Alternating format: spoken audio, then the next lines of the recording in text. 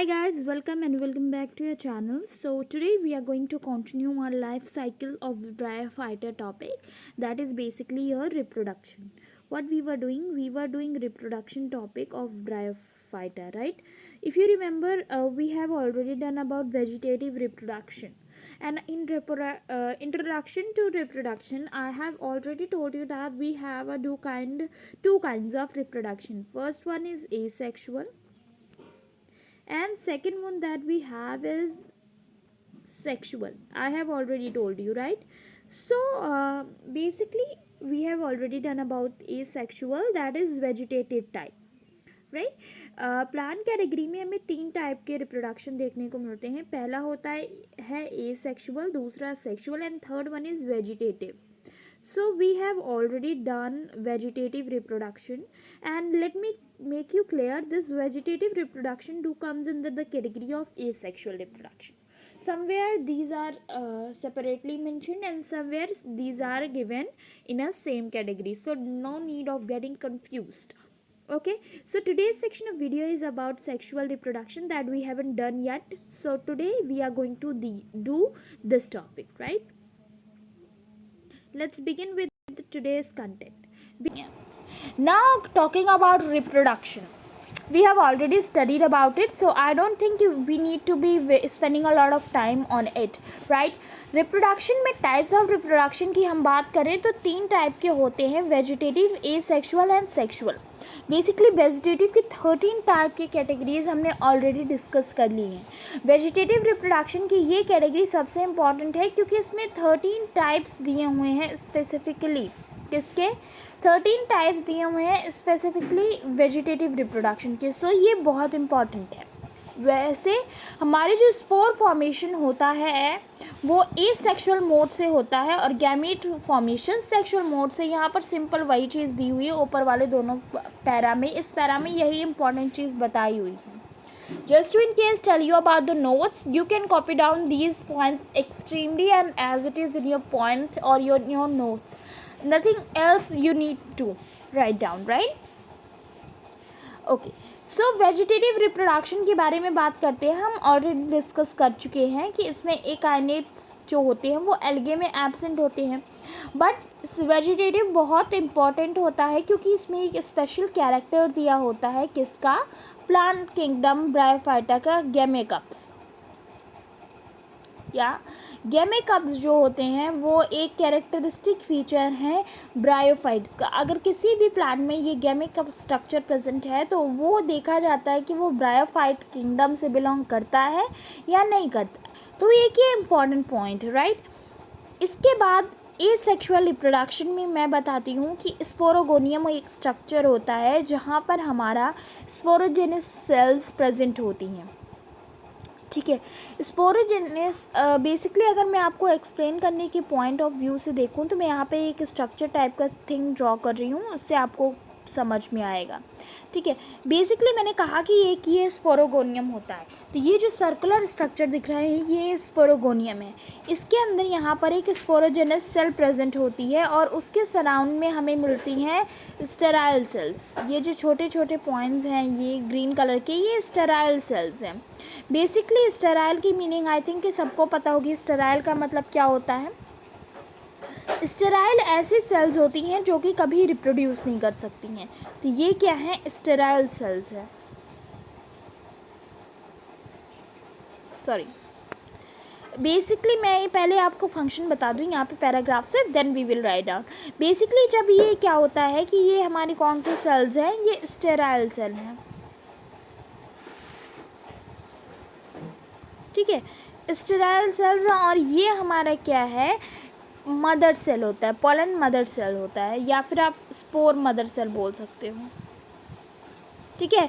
Basically इसी spore mother cell में जब repeatedly again and again meiosis होता है तो हैप्लॉइड स्पोर्स बनते हैं.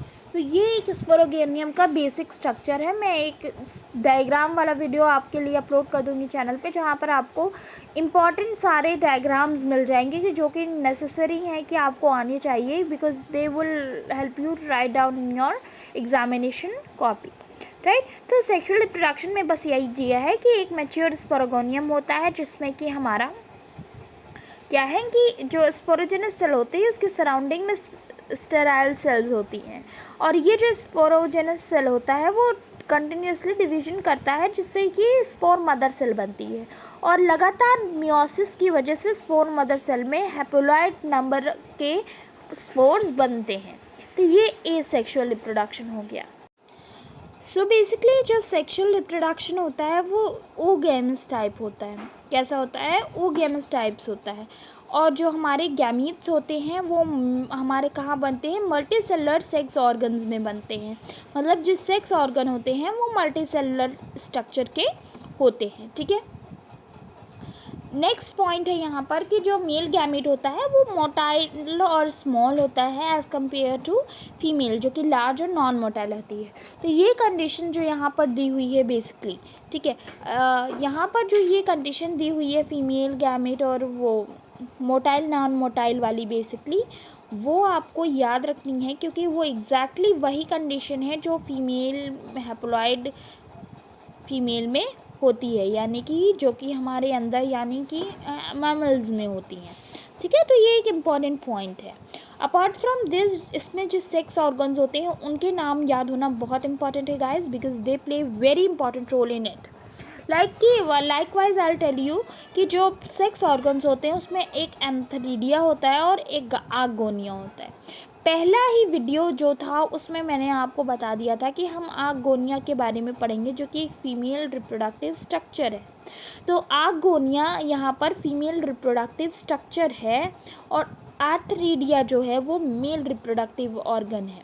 क्या है? मेल रिप्रोडक्टिव ऑर्गन है। सेक्स रिप्रोडक्टिव ऑर्गन आप बोल सकते हो। आपको ये कह सकते हैं कि इसमें जो ये सेक्स ऑर्गन्स होते हैं, मैं इंपॉर्टेंट पॉइंट्स आपको इंक्लूड करा रही हूँ। ठीक है, ये प्रोटेक्टेड होते हैं स्ट्रक्चर्स ऑफ आउटर वॉल से, जो कि सराउंडेड होती हैं स्टेराइल सेल से। यानी कि कहने का मतलब क्या है कि अगर ये आपका सेक्स ऑर्गन है, क्या है, अगर ये आपका एक सेक्स ऑर्गन है हम कह लेते हैं, और एक ये सेक्स ऑर्गन है, ठीक है, इसको हम ऐसे बना लेते हैं। फॉर एग्ज़ाम्पल, अगर ये आपका सेक्स ऑर्गन है दोनों, तो इन दोनों के बाहरी परत जो है वो एक सर्टोली सेल्स यानी कि स्टेराइल सेल्स की से कवर होती है, जो कि क्या करती हैं कि इनको बेसिकली प्रोटेक्शन प्रोवाइड करती हैं। किससे? बाहर के एनवायरनमेंट से। सो ये एक इम्पॉर्टेंट चीज़ है कि यहाँ पर कौन सी सेल कहाँ पर यूज़ होगी वो चीज़ क्लियर होनी चाहिए। अपार्ट फ्रॉम दिस आपको मैं ये भी बता दूं कि ये सेम प्लांट्स पे भी हो सकते हैं दोनों स्ट्रक्चर, यानी कि ये मोनोसीशियस भी हो सकते हैं और डाइसीशियस भी हो सकते हैं। कौन? सेक्स ऑर्गन्स, यानी कि एक ही प्लांट पर दोनों सेक्स ऑर्गन एक ही प्लांट पर मिल सकते हैं, या दो अलग अलग प्लांट पर भी मिल सकते हैं। यानी कि हमारा मेल एंड फीमेल स्ट्रक्चर दोनों अलग अलग टाइप में भी हो सकता है और सेम टाइप में भी हो सकता है। उसके बाद मैं बता दूं कि जो आर्थ्रीडियम होता है वो क्लब शेप का होता है, राइट, और इसमें बहुत एंड्रोसाइट्स होते हैं जो कि जिन्हें हम एंथ्रोजॉइड मदर सेल भी बोलते हैं। ठीक है, और इनको हम आपको पता ही है कि स्टेराइल सेल से ये सराउंडेड होती हैं। फिर इसमें बायफ्लैजिलेटेड जो मेटामॉर्फोसिस के थ्रू एंथ्रोजॉइड्स होते हैं वो मेल स्पर्म्स बनाते हैं बेसिकली, जो कि स्मॉल इन साइज होते हैं। वही जो आर्गोनिया होता है उसका स्ट्रक्चर कुछ फ्लास्क शेप होता है। कैसा स्ट्रक्चर होता है?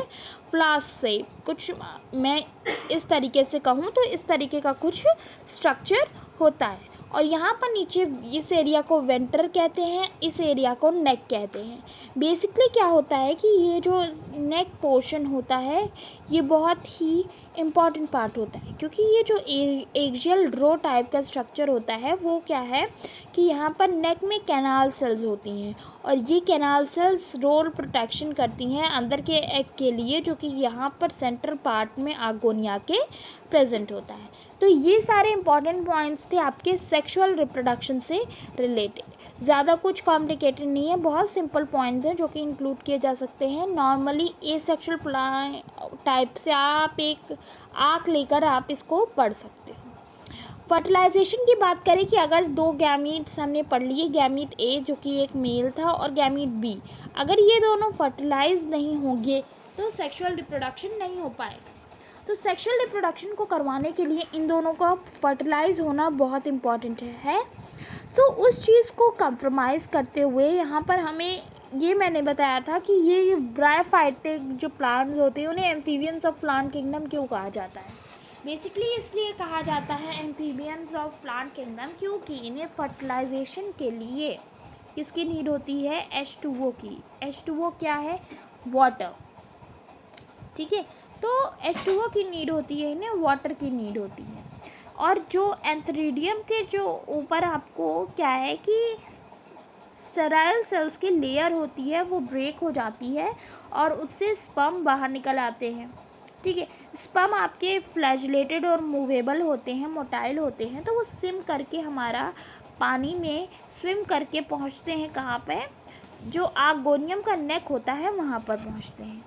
और यहाँ पर जो कैनाल सेल्स होती हैं वो क्या करती हैं कि आर्गोनियम के माउथ को ओपन कर देती हैं, जिसकी वजह से हमारे स्पर्म्स नेक के थ्रू हमारे एग के पास पहुँचते हैं और वहाँ पर फर्टिलाइजेशन होता है।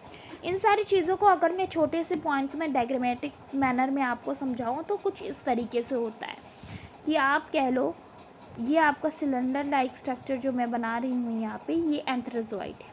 इसके अंदर बहुत सारे छोटे छोटे क्या हैं, स्पर्म्स हैं, जिसको आप एंथ्रोसॉइड्स कह रहे हो। ये स्पर्म्स हैं, जब हमारा वाटर के कांटेक्ट में आता है ये एंथ्रोजॉइड, तो ये क्या करता है कि अपने स्पर्म्स को बाहर निकाल देता है।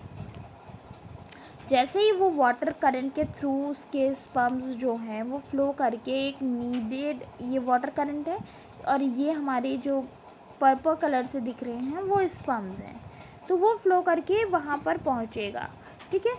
फ्लो करने के बाद, पहुँचने के बाद वो आर्गोनियम के पास पहुँचेगा। आर्गोनियम में आपको पता था कि ये नेक में हमारे कौन सी सेल्स होती हैं, नेक में हमारी प्रेजेंट होती हैं कैनाल सेल्स। यहाँ पे ये जो लाइन दिख रही है वो कैनाल सेल्स है। अब ये कैनाल सेल्स जो हैं ये क्या करेंगी कि थोड़ा मूव करने लगती हैं, धीरे धीरे मूव करने लगेंगी और इनके मूवमेंट की वजह से ये माउथ जो है ये ओपन हो जाएगा। और जैसे ही ये माउथ ओपन होगा, यहाँ के स्पर्म्स तुरंत इसमें एंटर करके एग के पास पहुँच जाएंगे और फर्टिलाइजेशन का प्रोसेस हो जाएगा, ठीक है। तो ये पूरा प्रोसेस होता है फर्टिलाइजेशन का। लेकिन सबसे इम्पॉर्टेंट चीज़ क्या है फर्टिलाइजेशन में ब्रायोफाइट्स के, H2O, that is your water. बिना वाटर के स्पर्म आपके एगोनिया के पास नहीं पहुंच पाएंगे एंथ्रासाइड से। तो वाटर एक बहुत ही एसेंशियल पार्ट प्ले करता है सेक्सुअल रिप्रोडक्शन में, ठीक है। एक छोटा सा टॉपिक है alternation of generation in bryophytes, जो कि हमारा नेक्स्ट वीडियो का टॉपिक रहने वाला है। तो अभी से आप इसका थोड़ा सा इंट्रोडक्शन रीड करके आइएगा, क्योंकि एक ये इम्पॉर्टेंट टॉपिक है जो कि पढ़ना है आपको BSc में। एंड वन मोर थिंग कि अगर कोई डाउट रह जाता है तो आप लोग कमेंट सेक्शंस पे पूछ सकते हैं। कमेंट सेक्शंस के कमेंट्स मैं खुद पढ़ती हूँ and these comments are very important to me, because जो भी आपको क्वेश्चन या क्योरी रहती है आप मुझे कमेंट सेक्शन में पूछ सकते हो। So that was all about today's content, guys. If you like the video, hit the like button, do like, share and subscribe to the channel. Till then, see you soon in next video. Bye bye.